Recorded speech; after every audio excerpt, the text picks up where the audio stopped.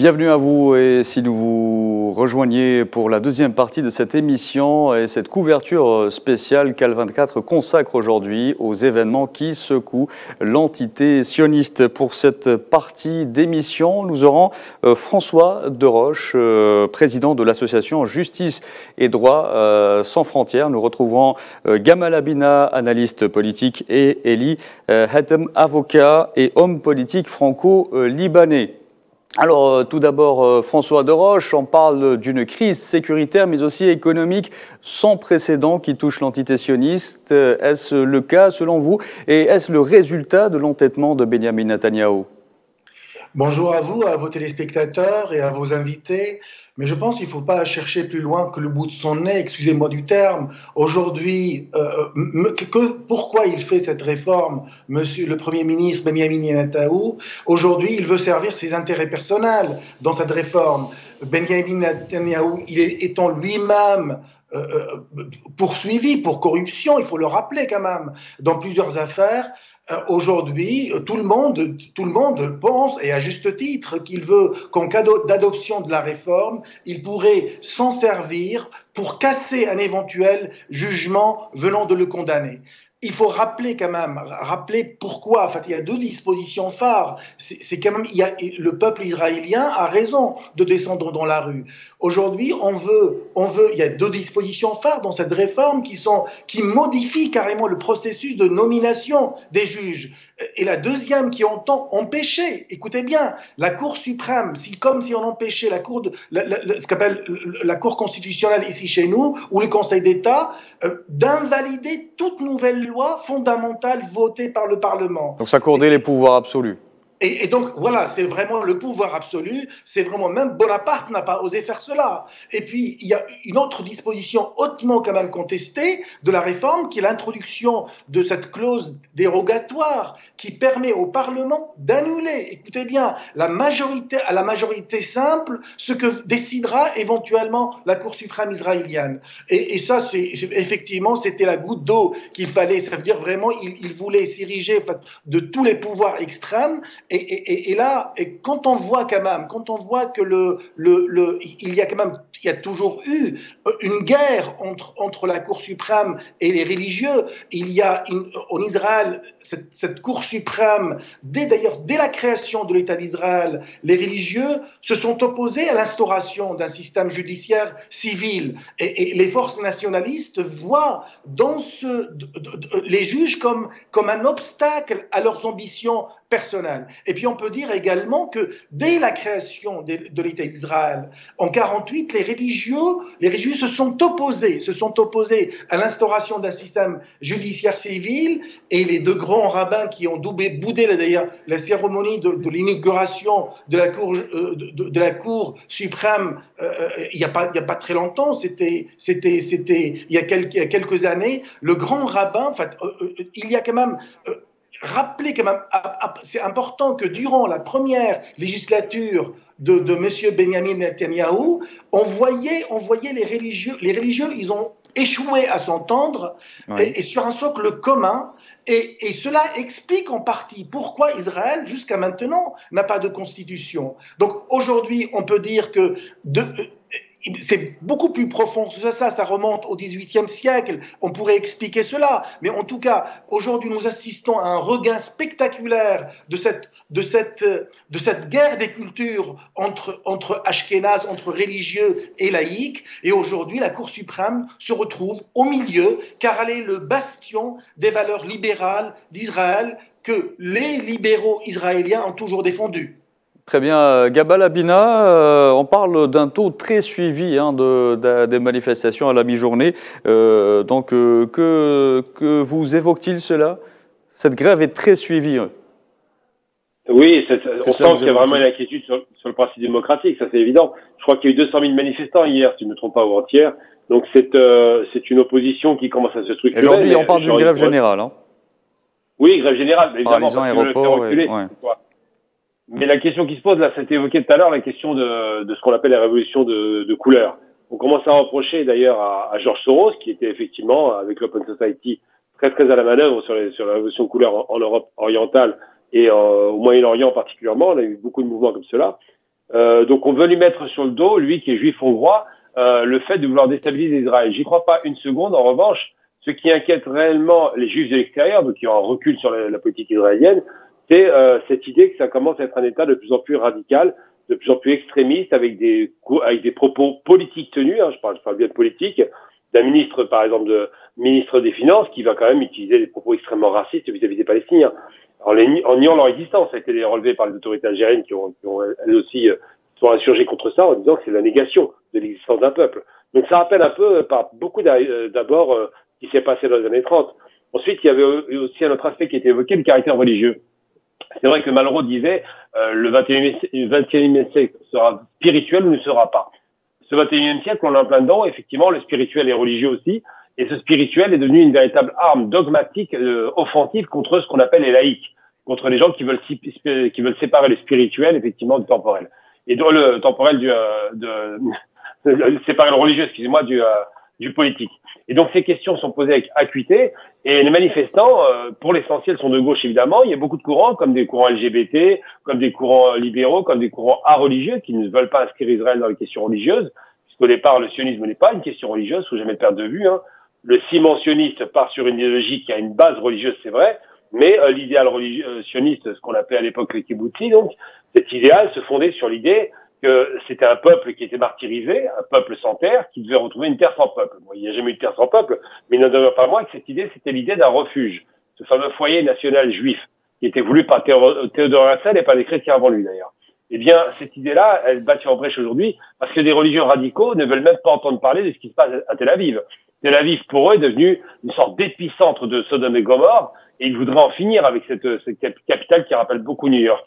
Et tout ça conduit à une fracturation de la société qui fait qu'aujourd'hui, effectivement, il y a des manifestations, mais c'est des questions d'ordre simplement de droit, d'ordre de liberté individuelle et de séparation de pouvoir par rapport aux religieux, évidemment, et aux politiques, et surtout des séparations de pouvoir par rapport aux politiques et aux judiciaires. Donc c'est ces questions qui inquiètent la population.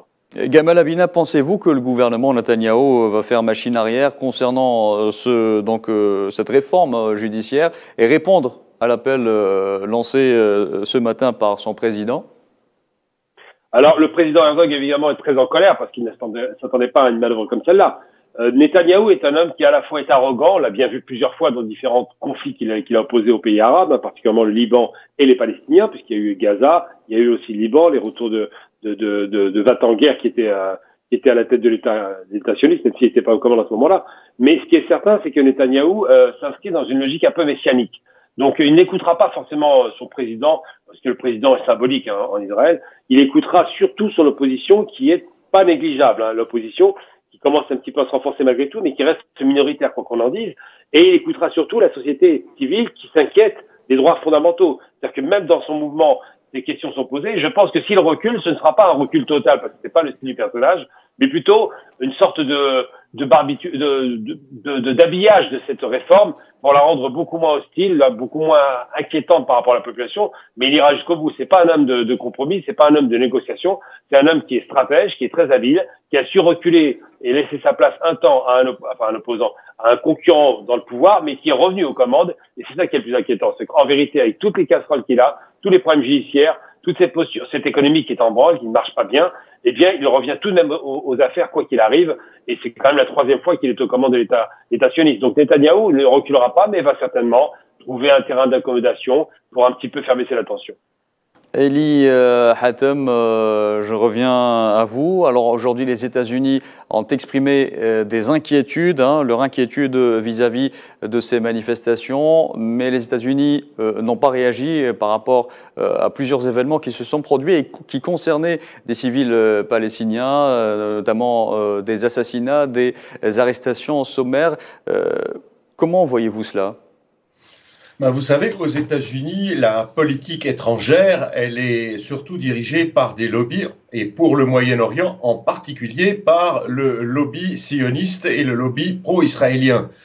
Et comme vous le savez, Israël a violé plus de 1000 résolutions des Nations Unies, en particulier aussi des résolutions du Conseil de sécurité des Nations Unies, ce qui fait d'ailleurs de cette organisation, surtout aujourd'hui, une organisation totalement inutile, car depuis la fin du mandat de l'ancien secrétaire général de cette organisation, Boutros Ghali, qui d'ailleurs les Américains voulaient de lui, comme lui disait toujours un secrétaire, il s'était érigé en général. Cette organisation n'a plus son poids, elle ne fait plus exécuter ses propres décisions. Et puis, elle a échoué également dans sa mission du maintien de la paix et de la sécurité internationale, puisqu'elle a son siège social à New York, à quelques pas de Washington, qui impose son hégémonie sur l'ensemble du monde, surtout depuis la fin de la bipolarisation et la création d'un monde unipolaire.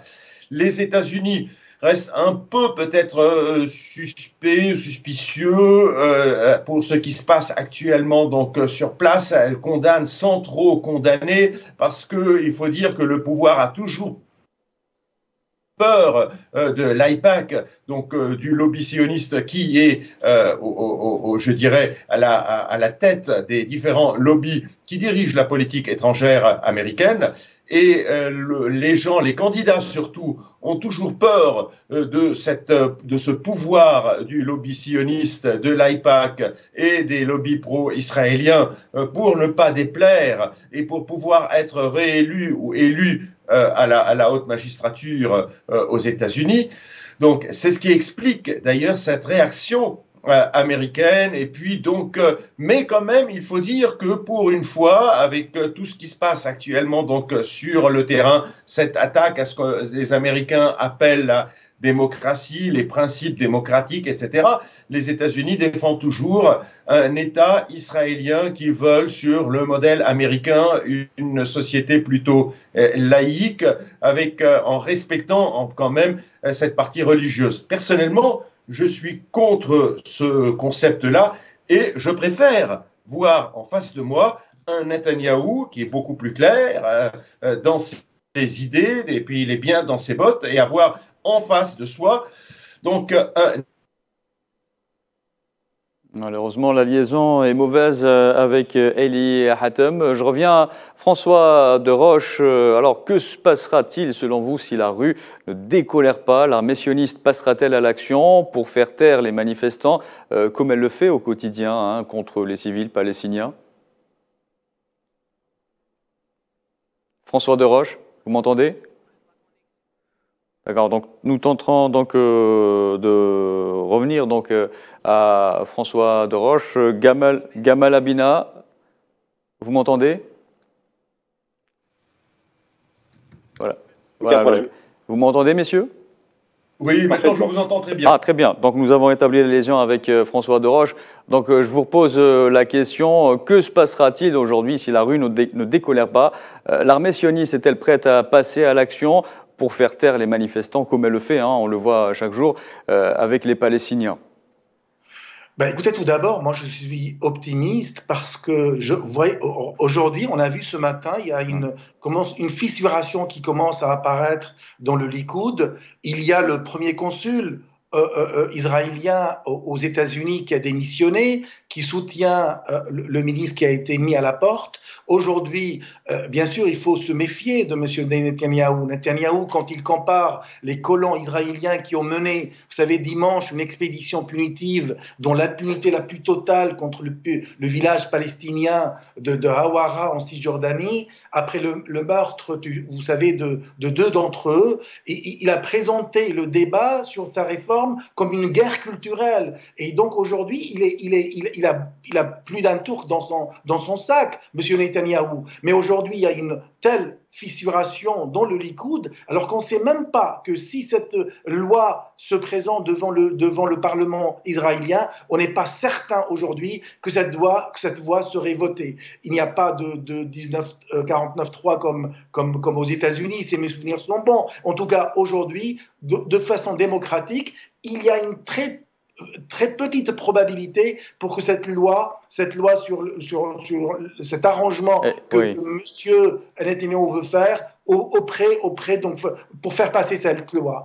Puisque vous en parlez, François Deroche, alors toutes ces cassures ne font en fait que révéler au grand jour le vrai visage des dirigeants sionistes, décrits pourtant par des médias occidentaux comme étant des défenseurs des principes de la démocratie. Aujourd'hui, comment peut-on décrire cette autorité ?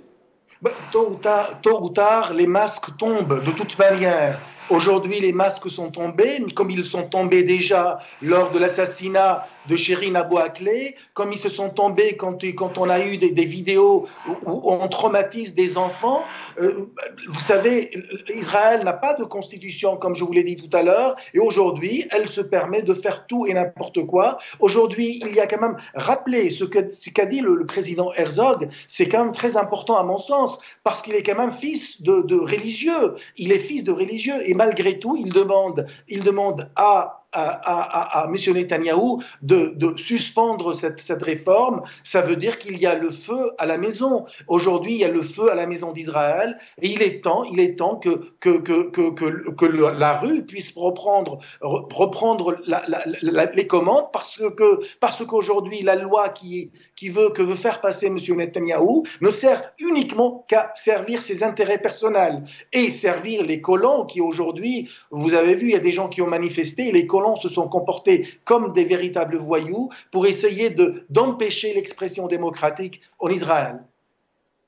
Très bien. Donc, je reviens à Gamal Abidin à présent. Alors, cette droite qui se radicalise, menace-t-elle de faire voler en éclats toute initiative de paix israélo-palestinienne? Quel est l'impact de ces manifestations sur ce processus? Bon, moi, j'ai toujours été catégorique par rapport à ces fameuses initiatives de paix. Elles n'existent pas. Il n'y a jamais eu de volonté de paix d'Israël, c'est les plus forts, ils savent qu'ils ont une armée puissante, que les Arabes sont divisés, que les Palestiniens sont désarmés, donc la paix n'existe pas. C'est juste balader les Palestiniens comme en 93, il y a 30 ans, le 13 septembre 93, ils signent un accord de paix, qui devait donner naissance 5 ans plus tard à Gaza, Jéricho, puis ensuite l'État palestinien. Ça n'est jamais arrivé, ça ne les intéresse pas. Il y a eu effectivement l'assassinat d'Isaac Rabin en 95, mais l'idée de la paix d'un plus fort face à un plus faible dans un rapport de force déséquilibré est impossible. La paix ne se fait qu'entre deux adversaires qui ont à peu près un rapport de force équilibré et qui ont des choses à perdre. En l'occurrence, qu'est-ce qu'il y a à perdre à Israël à faire la paix? Tout. Ça ne les intéresse pas de perdre du territoire, le contrôle de la Palestine et la question de la suprématie militaire dans la région. Surtout les aides américaines qui sont conséquentes, 3 milliards officiellement par an. Donc Israël n'a aucun intérêt à faire la paix. Quel intérêt les Palestiniens à faire la paix? Ne plus mourir déjà pour commencer, retrouver une dignité, des frontières sécurisées, l'idée qu'ils existent comme peuple, parce qu'ils ont toujours existé, je le rappelle tout de même, la Palestine existait avant 48, ce qu'on a tendance à oublier. Donc l'idée de la paix par tel ou tel Premier ministre n'a jamais existé. Il y a une tentative de paix parce que les Américains en 93 en 91 pour être précis, ont fait une pression énorme sur Israël. C'est James Baker qui avait menacé à l'époque Shamir d'aller à la table des négociations si jamais il n'y allait pas et lui retirer les subsides américains, donc les financements américains, et Shamir s'est exécuté la mort dans l'âme. Par la suite, ça a été Rabin, mais il n'en demeure pas moins qu'Israël ne fait pas la paix. Il ne fera la paix que le jour où elle aura des difficultés réelles qui commencent à se faire sentir. Ce qui se passe dans le monde est en train d'être une vraie inquiétude pour l'opposition et pas seulement pour la direction politique. Mais l'idée de paix d'Israël, c'est une vieille chimère. J'avais rencontré une fois Walid Sharara, il avait dit une phrase très intéressante, je vous la donne pour comprendre la qualité du personnage, c'est un Libanais, un Libanais chiite. Il avait dit qu'Israël n'est pas un peuple avec une armée, mais une armée avec un peuple. Tout est dit. Chaque Israélien a une arme et peut attaquer et se défendre. Donc on est très loin de l'idée d'un peuple pacifiste aujourd'hui qui voudrait la paix. Ils sont dans une posture guerrière et malheureusement ne la quittent pas.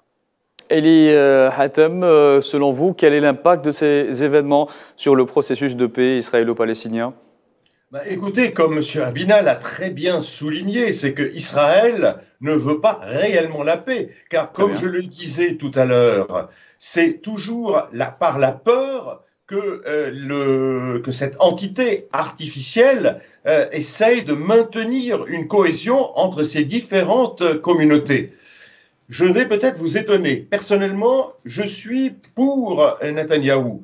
Je suis pour qu'il reste dans le pouvoir. Pourquoi? Pour la raison très simple, parce que nous avons un adversaire qui est clair, qui est bien dans ses bottes, et nous savons... Rester au pouvoir, oui, Eli Hatem, mais pas tuer des Palestiniens comme on le voit au quotidien. Ben, écoutez, vis-à-vis malheureusement de la société internationale, c'est important que cette entité révèle sa véritable image. Mais on le voit Car chaque jour. une entité comme nous Oui. l'avons toujours vu, Israël, un pays qui, soi-disant, vis-à-vis des Européens, un État démocratique et qui représente un peuple. Or, c'est un artifice.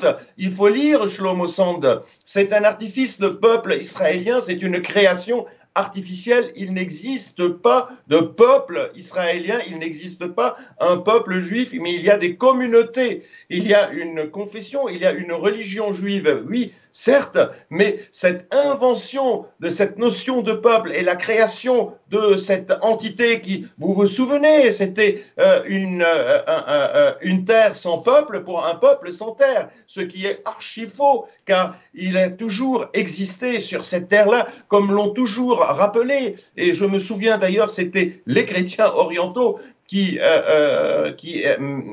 alertaient l'opinion publique à l'époque au 19e siècle, surtout depuis d'ailleurs la création des amants de Sion, de se faire prévaloir, si vous voulez, de cette idée comme quoi c'est un danger. Aujourd'hui, ce sont ces groupes qui veulent s'installer un jour ou l'autre. Tous ces immigrés qui venaient, c'était les Bilouim à l'époque, et puis avant même la création du mouvement sioniste international, et qui vont essayer de créer un État sur notre propre pays.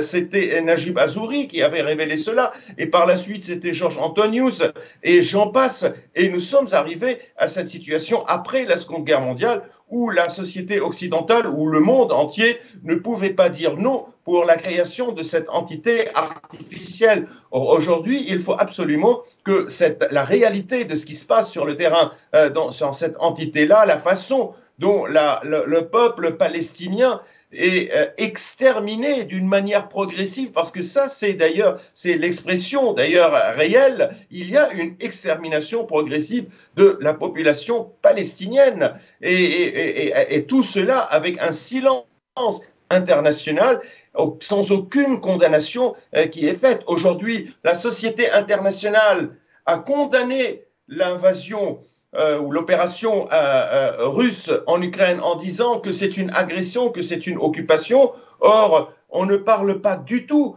de l'occupation de la Palestine par cette entité artificielle qui veut imposer ses propres normes et qui est en train d'effectuer sur le terrain, ce que M. Abina a souligné tout à l'heure, les véritables actes, les véritables agissements de ce qui s'est passé lors de la Seconde Guerre mondiale. Quand vous voyez la photo de ces enfants brûlés vivants, alors je dirais que peut-être même lors de la Seconde Guerre mondiale, les nazis n'ont pas procédé à cette, je dirais, à ces actes aussi odieux qui sont commis contre la population palestinienne aujourd'hui. Donc retour, si vous le voulez bien, à François Deroche. Alors ces événements interviennent à l'heure où les factions palestiniennes affichent un réel rapprochement, notamment après la signature de la déclaration d'Alger. Y a-t-il un lien entre les deux événements ? Je pense qu'il n'y a pas de lien. En fait, aujourd'hui, les Palestiniens, de toute façon, sont condamnés à s'entendre s'ils veulent avancer. Mais aujourd'hui, on n'a pas vu grand-chose, même malgré les intentions, les bonnes intentions des uns et des autres. On ne souhaite que cela, c'est-à-dire que pour pouvoir avancer, il faut que ces factions palestiniennes puissent s'entendre pour décider d'une ligne claire, pour combattre, bien sûr. C'est un État fasciste, c'est un État où l'apartheid existe. On parle de démocratie, mais c'est une mascarade. Il faut prouver, il faut saisir le tribunal pénal international. Après la mort de Shirin Abu Akleh, aujourd'hui, on n'a rien vu venir. Pourquoi ces deux poids, deux mesures? Aujourd'hui également, mais malgré tout, il y a quand même des Juifs à travers le monde qui sont un peu plus cortiqués, qui veulent aujourd'hui, qui rappellent le gouvernement israélien à suspendre cette réforme judiciaire parce qu'elle divise vraiment profondément l'État hébreu. Aujourd'hui, Donc, ils appellent à rétablir au plus vite le calme, le dialogue dans la société israélienne, sauf que ce dialogue n'existe plus. Aujourd'hui, regardez, il y a un réalisateur qui a eu un Golden Globe récemment, il a été arrêté par la police, il a été maltraité. Il y a ce manifestant qui parce qu'il manifestait, c'est le droit d'expression, il voulait mettre de la peinture rouge pour exprimer sa colère. Et ben le juge n'a pas voulu le libérer. C'est-à-dire qu'aujourd'hui, les juges se mettent au service de l'État, ils deviennent comme les colons, c'est-à-dire le bras armé de Netanyahou. Mais aujourd'hui, il y a une véritable fracture au sein de la société israélienne. Il faut que les Palestiniens puissent en profiter pour expliquer ce qui se passe. Mais de toute façon, on a expliqué, on a vu ces exactions régulières. Regardez les démolitions de maisons, brûler des enfants, comme l'a dit M. Eliatem. Aujourd'hui, faire l'impardonnable. Bien sûr, effectivement, pendant la Deuxième Guerre mondiale, on peut dire qu'il n'y avait pas de radio, il n'y avait pas d'images comme aujourd'hui avec les réseaux sociaux, parce qu'on n'a jamais dit qu'on brûlait des Juifs à l'époque. Mais sauf que maintenant, on a le son et on a l'image. Donc c'est encore plus condamnable. Et j'espère que les fractions palestiniennes vont trouver la raison pour vraiment s'unir et pour aller devant les instances internationales et pour pouvoir tout simplement se défendre. Très bien. François Deroche, alors qu'il est, Benyamin Netanyahou ne dispose quasiment plus d'aucun soutien. Sur le plan externe, il a aussi attisé des tensions inutiles notamment avec l'Iran, qu'il ne cesse de diaboliser, chose que ses propres partisans lui reprochent. Pourquoi cette autodestruction? Et cela intervient aussi à l'heure où l'Arabie Saoudite normalise donc ses relations avec l'Iran, que l'entité sioniste diabolise. Écoutez, aujourd'hui, il diabolise l'entité. Aujourd'hui, c'est vraiment une question de vie ou de mort pour M. Benyamin Netanyahou. Aujourd'hui, il est poursuivi par cette justice qu'il veut complètement casser. Aujourd'hui, s'il est condamné, il ne pourra plus être Premier ministre. Donc, et comme lui, il voit qu'il va être complètement il va être condamné, donc il a peur et donc il est en train de défendre, avant de défendre la justice de son pays, il est en train de défendre ses intérêts personnels. Et aujourd'hui, quand on voit ces plusieurs milliers d'Israéliens qui descendent dans la rue, qui protestent contre une réforme qui est voulue par M. Benyamin Netanyahou et par quelques religieux qui contestent l'ordre civil, parce que pour eux, Israël, c'est un État juif. D'ailleurs, quand on parle d'Israël, on ne dit pas l'État d'Israël, on dit l'État juif. Donc, ça veut dire que et le fait de ne pas avoir de constitution, également, permet à ces religieux de faire tout et n'importe quoi. Effectivement, l'extrême droite, elle voit, ils savent que l'occasion ne se représentera plus, d'où l'urgence de mener des discussions. C'est-à-dire qu'aujourd'hui, il y a véritablement, ils savent qu'il y a une difficulté, il y a un mécanisme qu'il faut préserver pour pouvoir tout simplement préserver leur autorité, comme ils l'ont toujours gardé, ce pouvoir religieux depuis la création de l'État d'Israël en 1948. Il s'est opposé à toute instauration de système judiciaire, et aujourd'hui ils veulent continuer.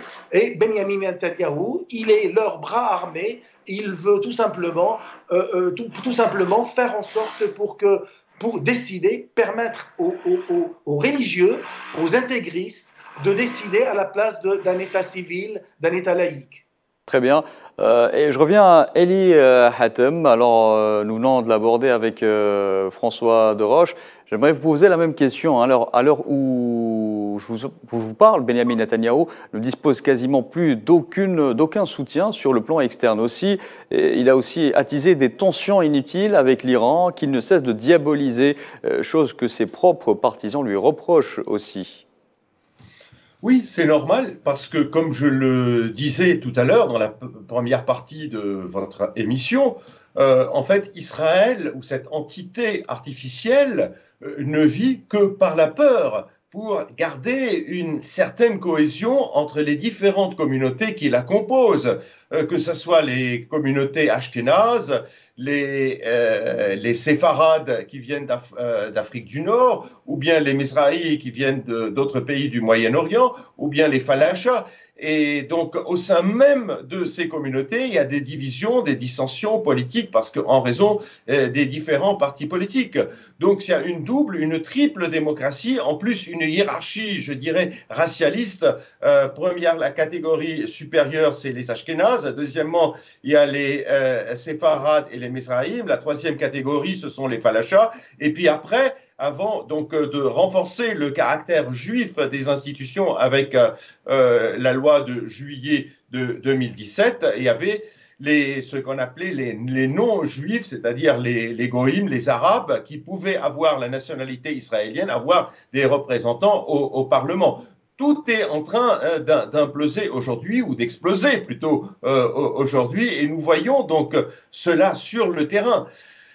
Écoutez, il faut dire une chose, et c'est encore une fois, c'est un soutien que j'accorde à Benjamin Netanyahou, encore une fois, pour qu'une fois pour toutes, qu'on ait une idée claire au sujet de ce régime. Ce régime, Netanyahou, il a été élu selon les institutions de ce régime-là.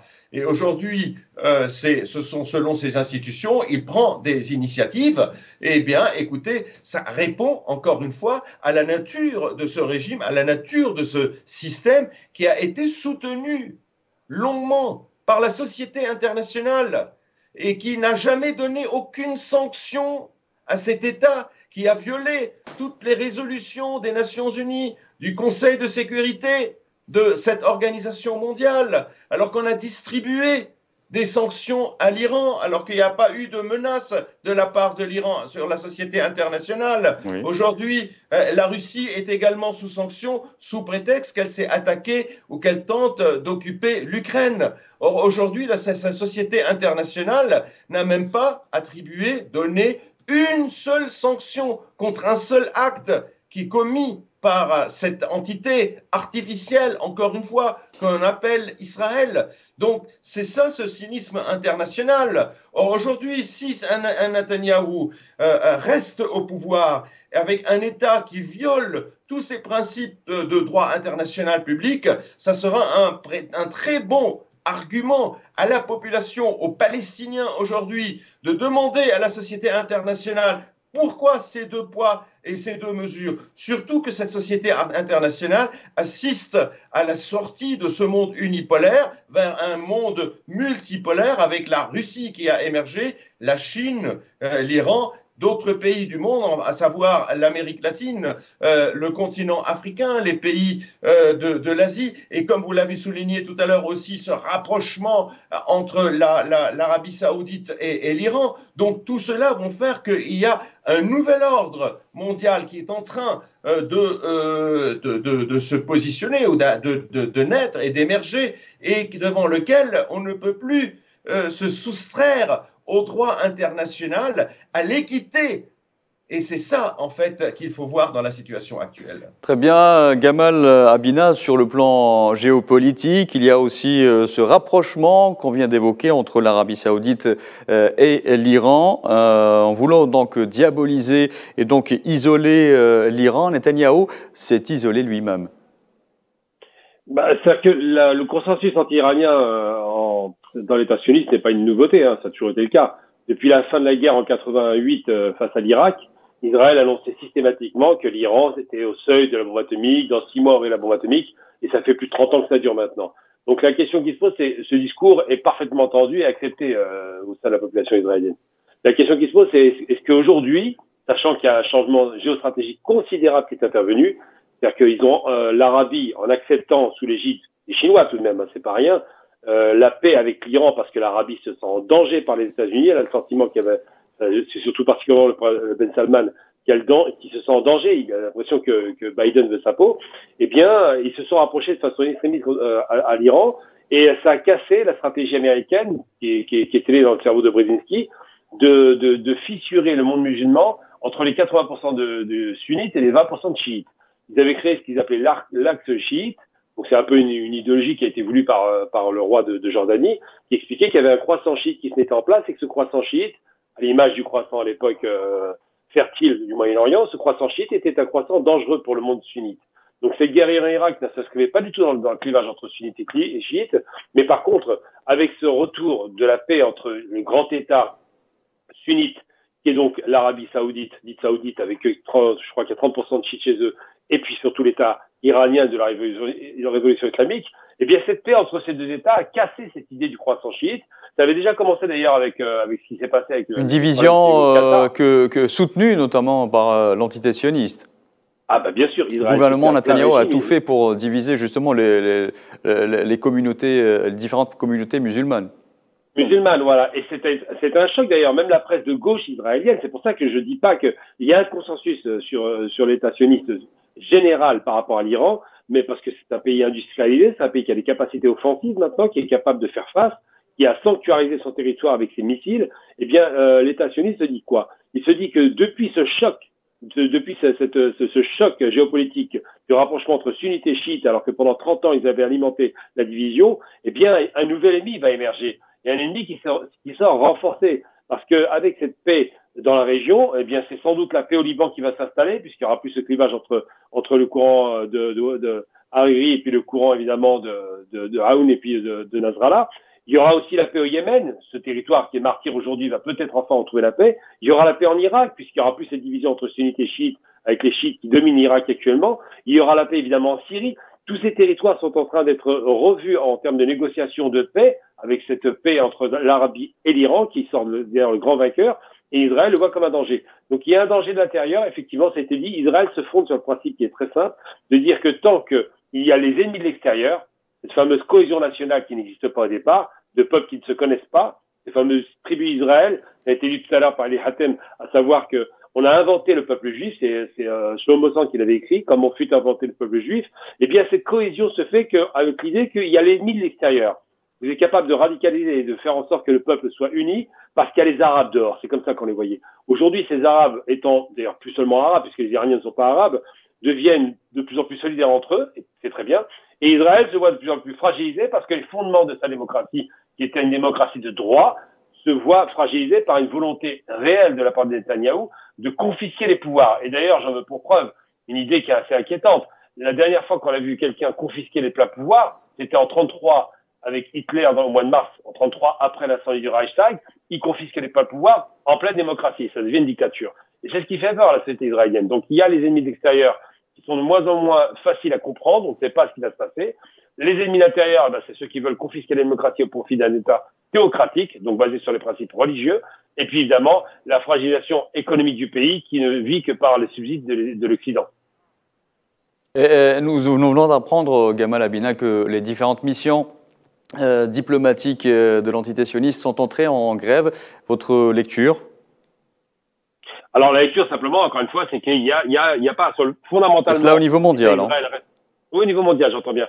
Fondamentalement, Israël reste un État sioniste. Celui qui pourrait remplacer, si ça arrive, Netanyahou, sera aussi sioniste que lui. Il n'y a aucun problème. La politique n'a jamais changé. Il y a toujours autant de massacres de Palestiniens. Mais c'est vrai que Netanyahou se met en grande difficulté politique parce que cette volonté de vouloir mettre à bas, pas l'institution, parce qu'en réalité, effectivement, c'était dit tout à l'heure par M. Deroche, il n'y a pas de constitution. Et on ne peut pas faire une constitution parce que le pays n'existe pas en soi. Il n'y a pas de frontières définies. Israël, c'est une idée du grand Israël, Eretz Israël, qui va au-delà des frontières actuellement qu'ils ont conquis.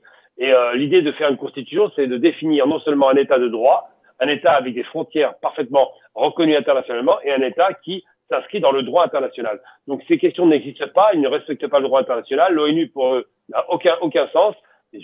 L'autre aspect aussi, c'est que l'ONU en 48 a fait un plan de partage qui n'a pas été respecté. 67, c'est pareil, c'est pas respecté. Bref, Israël se fiche complètement des lois internationales parce que en elles-mêmes, les lois sont déjà très très difficiles à définir. Et donc, comment tout cela, Monsieur Abina, permettez-moi de vous couper, comment tout cela peut-il être possible pour un État donc qui se dit démocratique, hein, pourquoi cette impunité et cette complicité aussi de la communauté internationale?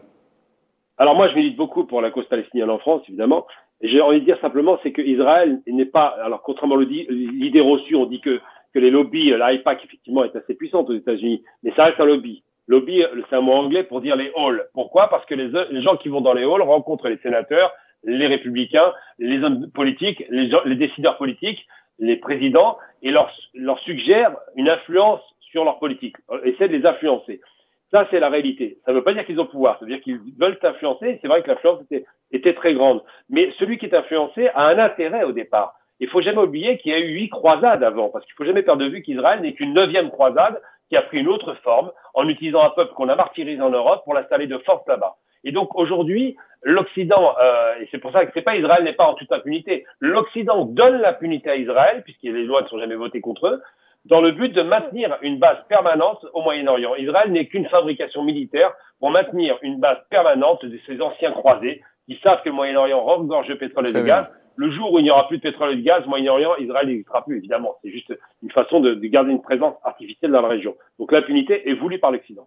Très bien, François Deroche, comment la communauté internationale pourrait-elle jouer un rôle plus important pour résoudre ce conflit qui prend des proportions régionales ?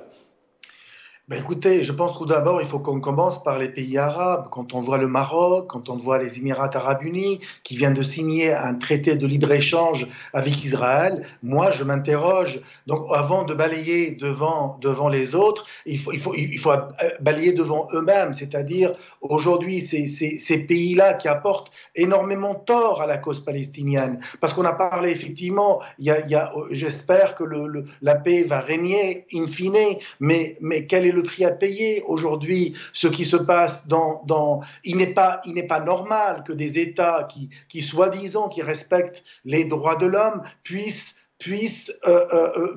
donner carte blanche à cet État israélien, cet État raciste, cet État xénophobe, cet État qui ne respecte absolument rien. Et tout à l'heure, je voudrais revenir sur ce qu'a dit M. Eliatam.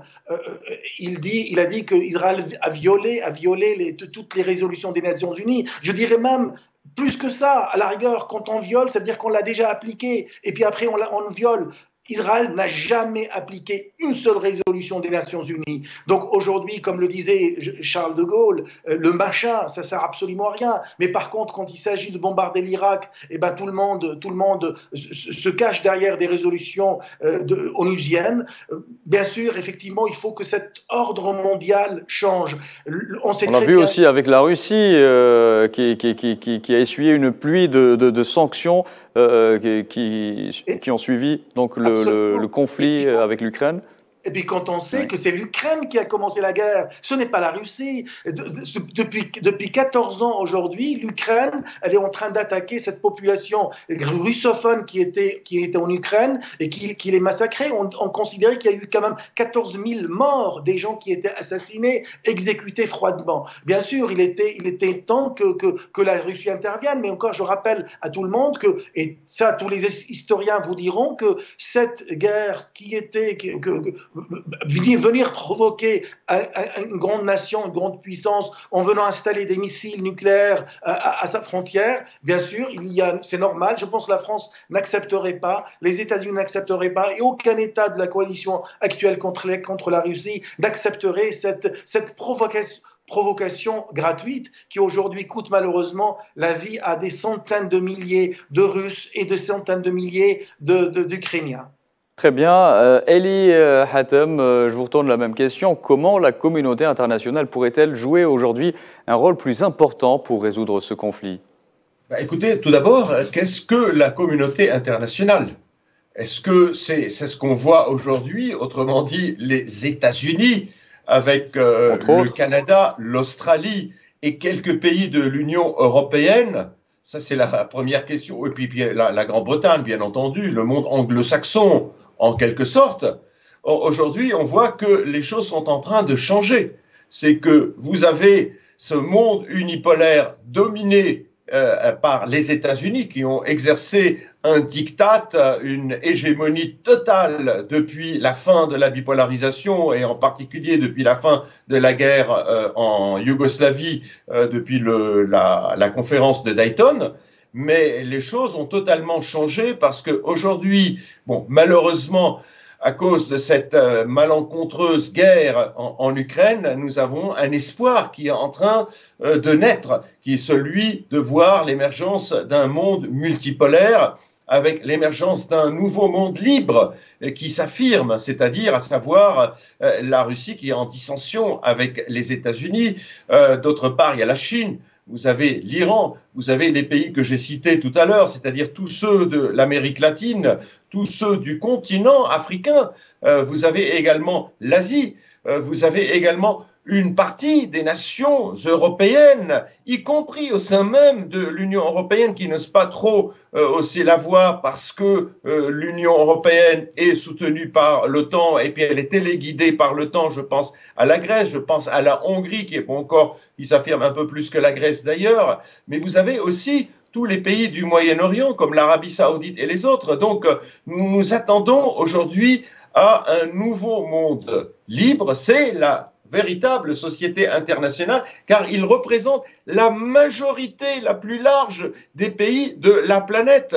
Et ce sont ces pays-là qui doivent prendre en main la société internationale, faire, je dirais, appliquer de nouveau le droit international public, comme l'a tout à l'heure souligné M. Desroches. Je suis tout à fait d'accord avec lui. Israël n'a jamais appliqué, donc elle n'a même pas violé, mais elle a violé, si vous voulez, le concept de droit international, c'est-à-dire les différentes règles et les principes du droit international public qui sont totalement mis de côté depuis cette fin de cette bipolarisation et cette hégémonie américaine. Il est temps aujourd'hui à cette nouvelle société internationale de reprendre les choses en main, de changer, de substituer une nouvelle organisation à celle des Nations Unies qui est sous domination américaine, dont le siège social se trouve à Washington, pour libérer le monde et donner la parole à la majorité de la population ou des populations de la planète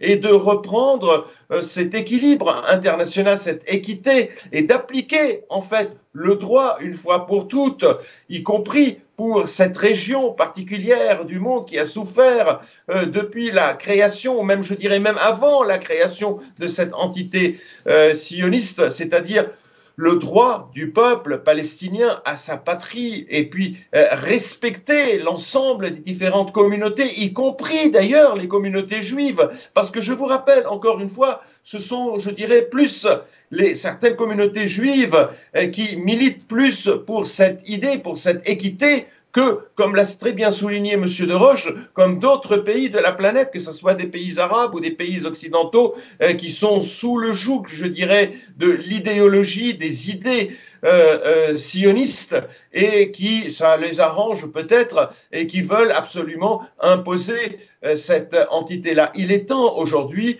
de donner plus de liberté, une véritable dimension en fait à ces différentes entités, différentes sociétés, différentes communautés qui sont dans la planète et qui ont le droit de vivre en paix. Et comme l'a très bien aussi souligné tout à l'heure M. Albi, Jamal Albi, quand il a indiqué que Israël ne veut pas la paix, c'est normal, parce que Israël, si vous voulez, elle doit son existence depuis sa création jusqu'aujourd'hui à cette menace toujours de guerre, menace de peur pour maintenir la cohésion interne. Donc, la société internationale, encore une fois, elle n'existe pas. Il y a cette ex-société internationale téléguidée par les États-Unis et qui est en train de fondre de plus en plus. On voit que même la France hésite aujourd'hui. Il faut rappeler peut-être que c'est le président Macron qui était d'ailleurs le premier à avoir critiqué l'OTAN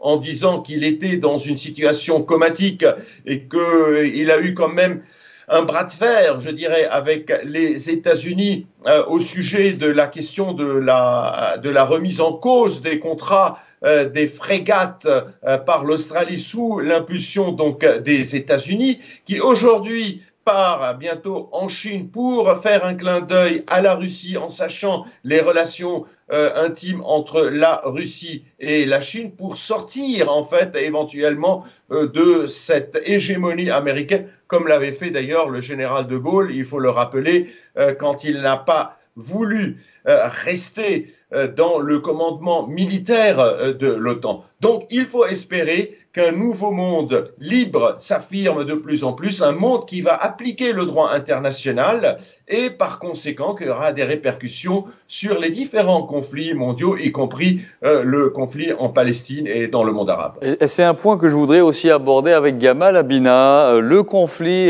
en Ukraine, selon vous, a-t-il de près ou de loin impacté ou contribué au déclenchement de ces événements qui secouent donc l'entité sioniste? Puisqu'on parle d'un monde aujourd'hui multipolaire, l'entité sioniste dispose-t-elle de moins de soutien? Alors, il se trouve que les sionistes ont une véritable problématique qui se pose à eux. Le président ukrainien, que tout le monde connaît, Zelensky, a incontesté les médias occidentaux, est d'origine, et de tradition juive. Ça ne fait pas du un sioniste, mais c'est quelqu'un qui a plutôt une tendance à avoir la sympathie pour Israël. Il l'a dit plusieurs fois. Israël a du mal avec ce conflit parce qu'elle ne veut pas se froisser avec Moscou, qui est un grand soutien d'Israël. N'oublions jamais qu'ils n'ont jamais été amis des Palestiniens, des Russes, que ce soit soviétiques aujourd'hui, mais ont soutenu et reconnu immédiatement la création d'Israël. Donc ne nous trompons pas. Par contre, ce qui est intéressant, c'est que Moscou aujourd'hui s'est rendu compte que le monde se divise en deux, l'Occident et le reste du monde, donc 80% du monde. Et que Poutine a tout intérêt à se mettre en bon terme avec le monde arabe, puisque ce sont les Arabes qui font la loi sur les gaz et le pétrole. Et que si Poutine n'est pas en bon terme avec eux, ils vont suppléer les besoins occidentaux et se retrouver en difficulté, bien qu'il exporte vers la Chine.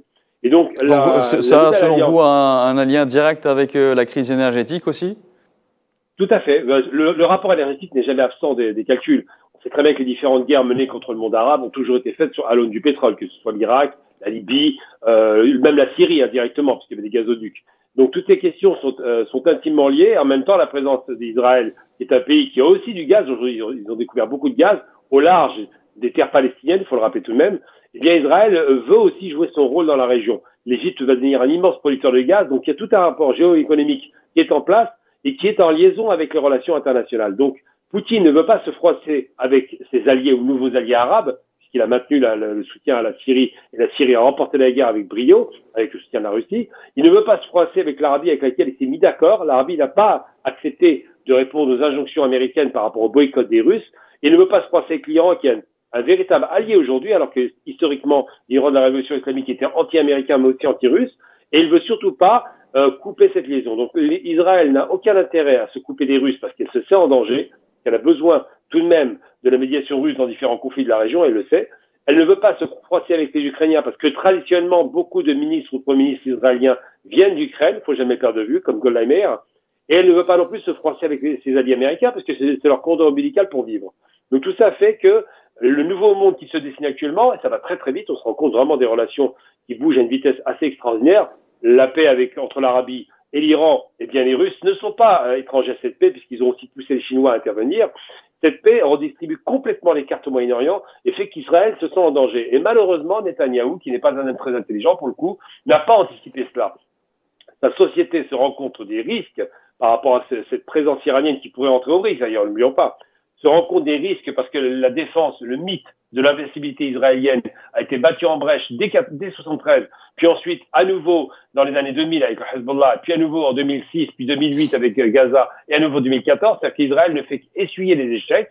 Et là, ils avaient en face d'eux des armées très peu équipées en vérité. Mais l'Iran, c'est pas une armée peu équipée, c'est une puissance considérable avec un dogme chiite qui autorise le martyr. Et donc l'Israël est très inquiète par rapport à l'Iran, non pas sur la bombe atomique, mais sur les capacités offensives balistiques iraniennes qui se développent à vitesse grand V. J'en veux pour preuve que l'Iran soutient, il ne le dit pas officiellement, les Russes avec ces fameux drones très efficaces contre les Ukrainiens. Donc tous ces rapports géopolitiques font qu'Israël est à la fois inquiète parce qu'elle ne peut pas se couper de la Russie, qui l'a soutenue dans les années 90 en envoyant 1 million de juifs russes pour renforcer ses forces, et en même temps ne peut pas se couper de sa tradition ukrainienne, puisqu'il y a beaucoup d'Israéliens qui viennent d'Ukraine, et qui a besoin de garder quand même de bonnes relations avec l'Ukraine, donc l'Occident. Donc tout ça est vraiment très compliqué. Très bien, donc dernière question pour François Deroche. Elle est pour vous, Monsieur Deroche. Alors que va faire dans l'immédiat Benyamin Netanyahou pour répondre à la rue, mais aussi aux défections auxquelles il fait face? Je pense qu'aujourd'hui, M. Netanyahou, il est au pied du mur. Aujourd'hui, il n'a pas trop le choix. Alors, on a une radicalisation qui est en train d'être vraiment présente auprès de la rue israélienne. Il y a également, rappelez-vous, cette phrase qui a été dite par un juge. Il a dit tout simplement que les manifestants relèvent de cette idéologie islamo-nazie. Donc, vous vous rendez compte, il compare la radicalisation de la rue israélienne au comportement des islamistes et des nazis. Donc, ça va très loin. Et ce n'est pas n'importe qui a dit ça. C'est un juge qui exerce sa fonction en Israël. Donc, aujourd'hui, je pense qu'il faut attendre, croiser le doigt que ce gouvernement s'effondre. C'est une solution pour vous ? Les solutions, cela va-t-il faire taire la rue? La solution pour faire taire la rue aujourd'hui, c'est compte tenu de ces exactions, aujourd'hui, il n'y a qu'une seule possibilité, c'est retirer la loi, discuter. Il y a un parlement en Israël, mais vous savez, aujourd'hui, la majorité en Israël, c'est la droite ou les deux partis au pouvoir, les deux partis extrémistes, racistes, qui sont encore plus dangereux, et on risquerait d'avoir un Premier ministre issu de ces deux partis. Donc, vous savez, c'est bonnet blanc et blanc bonnet. Très bien, et ce sera donc la dernière question qu'on aura posée dans cette couverture spéciale que vous avez suivie avec nous durant presque 2 heures. Nous avons été ensemble, nous avons suivi les manifestations donc, qui ont lieu, qui secouent l'entité sioniste, mais aussi les défections répétées contre le Premier ministre de l'État sioniste, Benjamin Netanyahou. Pour cette émission, m'accompagner en première partie donc Amjad Chihab, professeur à l'Université d'Al-Aqsa, Gamal Abina, analyste politique, Eli Hatem, avocat et homme politique franco-libanais, et Sobhi Thomas, sociologue et historien, sans oublier donc en deuxième partie François Deroche, président de l'association Justice et Droit sans frontières. Merci à vous, messieurs, d'avoir participé à cette émission. La couverture spéciale d'Al24 News continue. Très bon après-midi.